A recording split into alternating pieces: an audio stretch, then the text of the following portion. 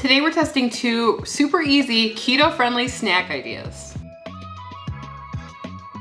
So Sarah and I searched far and wide on the internet to try to find some interesting looking snacks to try for all of you. We have done some videos in the past talking about easy snacks on keto. We can leave that one linked behind this video, but we found a couple that look really tasty and we're excited to try them today. The first one is called jalapeno popper chips. They have very, very low carbs and they're super easy to make. Hopefully. That's the way we always start out. Optimistic. But before we get started making our keto snacks, we're gonna talk about the sponsor of this video, Element. Element is a delicious electrolyte drink mix with everything that you need and nothing that you don't. That means lots of salt and no sugar. Element contains a science-backed electrolyte ratio of 1,000 milligrams of sodium, 200 milligrams of potassium, and 60 milligrams of magnesium. Sarah and I drink Element every single day, and we have since 2020 because we love the way it tastes and it helps us on our keto lifestyle. That's because when you go into ketosis, you shed a lot of water, and inside that water are your electrolytes. This can leave you feeling tired, having muscle cramps, or nausea, also known as the keto flu. Element replenishes your electrolytes so that you feel better. Sarah and I like all the flavors of Element, but we really love the grapefruit salt and the citrus salt. Right now, Element is offering our community a free sample pack with any purchase, so you can try 8 of the flavors. In order to get this deal, you must go to drinklmnt.com/ketotwins. And make sure to check out Element Sparkling, a bold 16-ounce can of sparkling electrolyte water. So now we're gonna get started making our first keto-friendly snack, jalapeno popper chips. The recipe is easy and so are the ingredients, very simple. You're gonna be needing Parmesan cheese, cheddar cheese, bacon, already cooked bacon, and jalapeno, and freshly ground black pepper. And all the information about these recipes is going to be linked in the description below the video. So the first step is to preheat your oven to 375 degrees. You can use parchment paper, but I really prefer these silicone baking mats. I feel like when you make things like chips, it just peels so much easier if it's on one of these. We're gonna make little piles of the Parmesan, about 1 tablespoon per each chip. So this is going to be the base of the chip, correct? Mm-hmm. And then we're gonna go in with a tablespoon of cheddar on top. Hopefully it doesn't turn into one blob. Well, that's what I'm scared of too, because you really didn't leave a lot of room. Stop criticizing me. 2 tablespoons is a decent amount. Mm-hmm. You know, you're supposed to pat it down. Probably to help with the structure of the chip. Okay, next, moving on to jalapeno slice. I think that a hack would be to use the jarred. Yeah, I feel like I have some of those. Do you want to use no. If you don't want it too Here, spicy. this is how you deseed it. I don't know. It's spicy. I could smell it already. Are you sure? Okay, you're putting it out near all the seeds. Now there's seeds in the bacon. We passed seeds on it, which I am not a fan, but it's all right. This is Emily's vision. And now we're gonna top it with some bacon. So here are our chips. They're looking good. Very colorful. Yeah. We're gonna put these in for 12 minutes until they are all melted and golden. I do think though that you're gonna need them to completely cool afterwards. Don't move them off of here when you pull them out of the oven.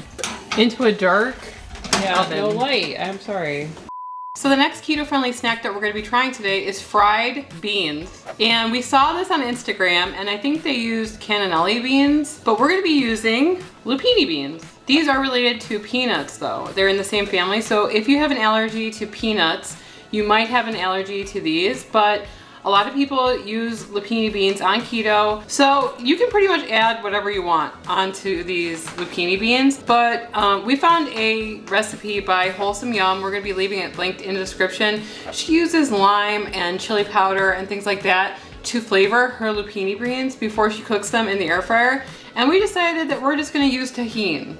If you guys do not know what Tajin is on keto, you need to, because it is amazing. Chili peppers, sea salt, and lime juice, and they're dehydrated. When you add it to something, it just adds such a great pop of flavor, and it has 0 net carbs.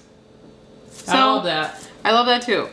So you're gonna be wanting to get actual canned lupini beans for this recipe because other forms of lupini beans, they can kind of have a bitter taste, but these don't. You're gonna wanna drain these and rinse them in cold water and then put them on some paper towels to dry. They look like giant pieces of corn. Yeah. Our air fryer is currently preheating. So we're just gonna pour this into our bowl. Maybe a tablespoon or 2 of olive oil, and then a tablespoon of Tajin, or 2. Maybe just one. I don't know. It's not like spicy. It's more like flavorful, you know? We're about 10 seconds out here.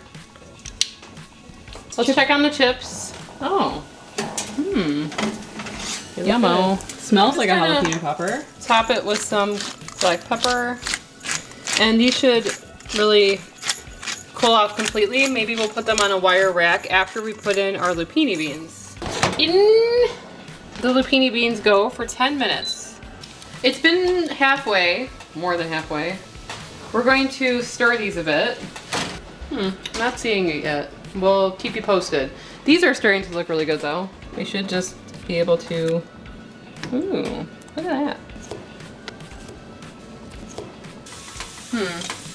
Thoughts? I don't know, they don't look different.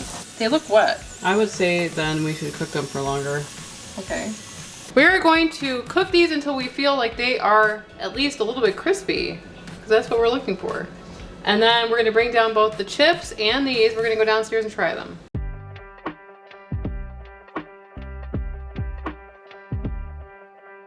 All right, so these actually look really good. I'm really excited. They're crispy. They're kind of thick too. Shall we? Hope it's not too spicy. Really good. All the elements of a jalapeno popper without the work. And without the cream cheese. A cream cheese dip might be good. Yeah. Or a ranch. Emily should bring her own ranch if she expects ranch or mayo to be here. I'm not the biggest fan of cheese crisps. But yeah, this is special. Yeah, I really like this. This is elevating something that we've all had so many times. The flavor is awesome. Do you think they're too spicy? No, but I know there's some in there that have a lot of seeds in it, so I probably would avoid that, but I don't know how they'll keep. I'm assuming, well, maybe in like an airtight container in the refrigerator, because they are cheese, so I would put these in the refrigerator. I'm gonna save these for later. All right, here are our beans. I'm worried that they're gonna be just like wet beans, but we cooked them for like 15 minutes. So if it doesn't turn out that they are crispy, then we're probably gonna tell you to cook them for longer than that. So They're not crispy. no. They kind of remind me of giant corn kernels, you know? I mean, they taste like Tajin. There's no crispiness aspect though. I mean, I don't get it. I mean, they're edible, but they're not, oh. Was that crispy? Yeah. I mean, at this rate, you would need to cook it for 25 minutes or something. Not bad though. Or maybe you have to cook it at a higher temperature. This is crunchy. But they don't taste bad. No. Maybe they need to be drier. Because maybe a lot of that cooking time. We put them in on paper towel and dried them. But maybe they need to be dried out more. A lot of air fryers actually do have a dehydrate setting.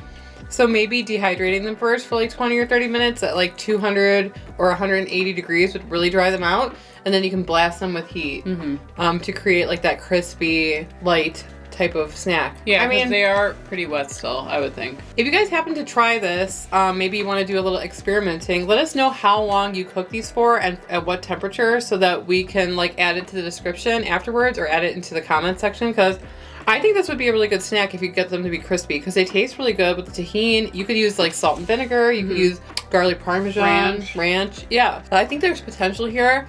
We just didn't get it right this time. So this one has potential. This one is definitely a winner.